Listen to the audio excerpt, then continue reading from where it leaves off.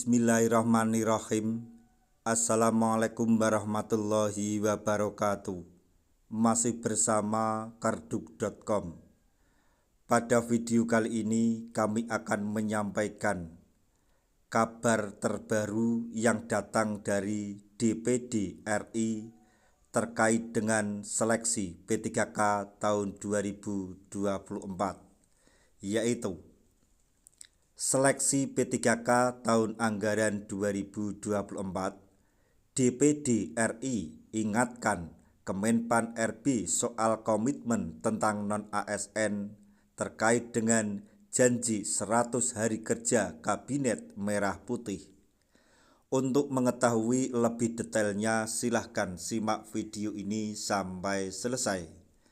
Tapi sebelum kami lanjutkan, bagi rekan-rekan yang baru menemukan channel ini, tekan like dan subscribe-nya, dan juga tekan lonceng notifikasinya supaya nanti bisa mengetahui informasi terbaru terkait dengan seleksi P3K dan pengangkatan tenaga honorer menjadi ASN P3K tahun 2024-2025.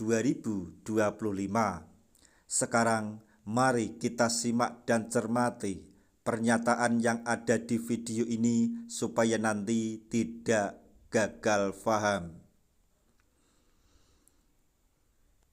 Dewan Perwakilan Daerah atau DPD RI menyoroti belum semua daerah pengumuman hasil seleksi penerimaan pegawai pemerintah dengan perjanjian kerja atau P3K tahap pertama. Kami memantau implementasi Undang-Undang ASN, bahkan sekarang tahapan untuk penerima ASN P3K tahap pertama seharusnya sudah pengumuman, kata Wakil Komite 1 DPD RI, Dr. Muhdi di Semarang. Faktanya, kata Muhdi, belum seluruh daerah mengumumkan hasil seleksi P3K tahap pertama, terutama untuk formasi guru yang beberapa alasannya karena kendala di BKN atau Badan Kepegawaian Negara. Kami belum betul-betul mengingatkan BKN agar segera mengumumkan. Ini menimbulkan kegelisahan yang semakin memuncak karena sudah ada daerah yang diumumkan untuk seleksi tahap pertama, kata beliau.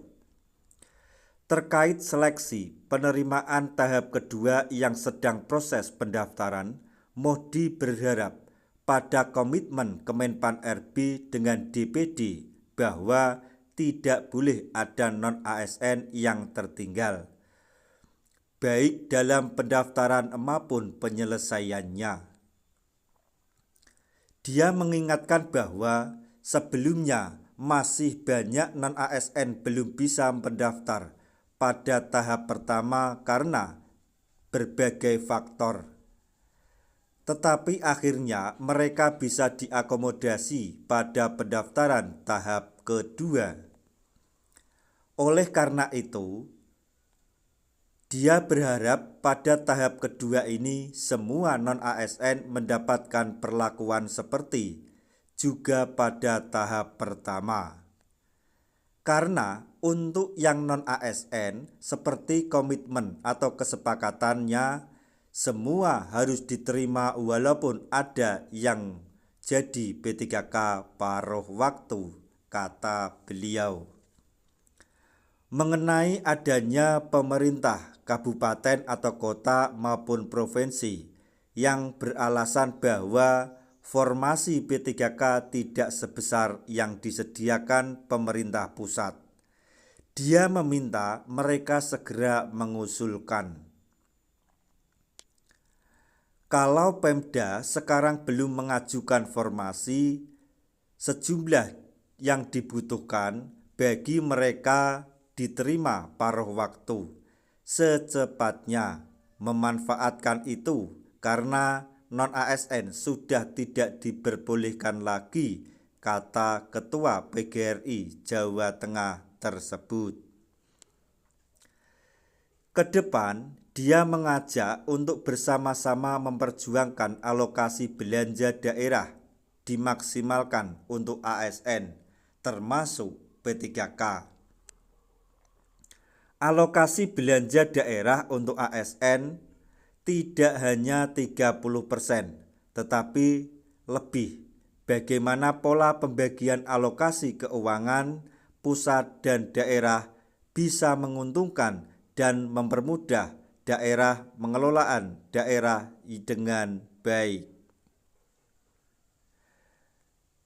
Nah, demikianlah tadi informasi yang dapat kami sampaikan, informasi yang datang dari DPD RI terkait dengan penyelesaian permasalahan tenaga honorer atau seleksi P3K serta pengangkatan tenaga honorer menjadi ASN P3K di tahun 2024-2025.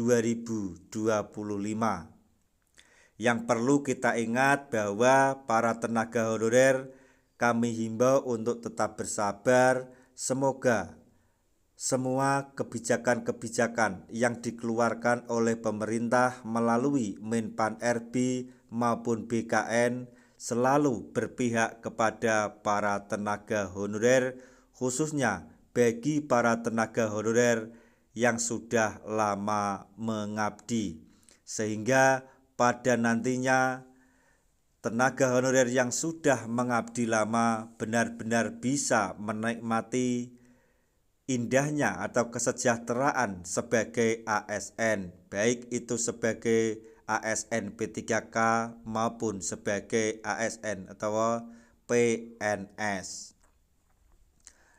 Semoga informasi ini dapat bermanfaat bagi rekan-rekan tenaga honorer semuanya. Di akhir video, kami mengucapkan banyak terima kasih. Wassalamualaikum warahmatullahi wabarakatuh.